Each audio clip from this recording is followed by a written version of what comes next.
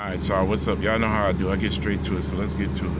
This has been on my mind for a little while. So I went yesterday and I Googled property values of properties near Crenshaw and Slauson. Now, y'all assume that this is just a gang area of blacks, poor blacks, people can't afford to live there, blah, blah, blah, blah. I looked at a couple of houses near Bryanhurst, the area that Nip talked about, near 10th Ave. 60th. I looked at a couple addresses on 58th, I think it was. One house was $435,000. There was another house that was like $260,000. Another one was like 312, 175. People, this is serious money that we talking about. And we talking about in an area that's plagued with gun and gang violence that they've been trying to get the gangs out of for years, and now they're using construction and property laws to evict the gangs by getting rid of the housing that they know where they reside or where they go or where they, where they're known to hang. Nipsey happened to have a property that was affiliated with his former gang, which was the Rolling 60s. Shout out to the 60s.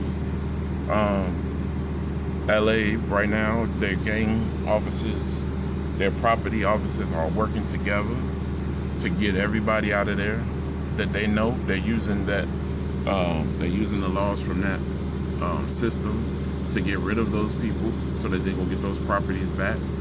They're saying they want to get those gangs out of there for the mentality of the people or the stability of the community. But what they're really doing is they're getting people out of there because they're about to raise the property values even more, because the rail system is coming through, because the Ram Stadium is coming through. Y'all don't know this is big business, and big business always wins.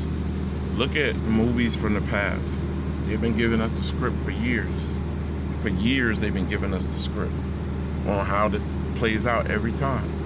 Look at In the Heat of the Night, when they went down into the bottoms and they wanted that property because they wanted to resell it because it was worth a lot of money.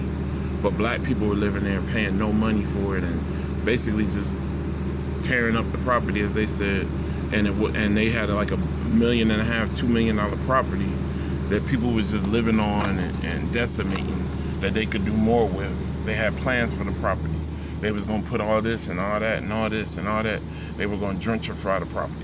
Go to any movie, blaxploitation movies from the 70s. They always use a brother to go into the situation and try to buy back the property. Try to get the property bought back. They go to you. They go to a preacher. They go to somebody that you trust. And they try to get your mindset where they're saying, look, man, we could do much better with this property if we sell it. I know you just bought it, but bruh, we just bought it for $2.5 million. But hell, we can sell it for $25 million, or whatever the case is. You got to use your noodle with this, y'all. Nip looked like he was trying to enforce the fact that he wasn't going nowhere. So the powers that be had to figure out a way to get Nip out the way.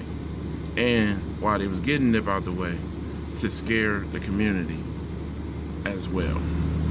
If you saw what happened to Nip, the same thing will happen to you if this keeps going on. Once they got Nip out the way, now look at all the stuff that's happening. Use your mind, man. Use your mind. All right? Holla.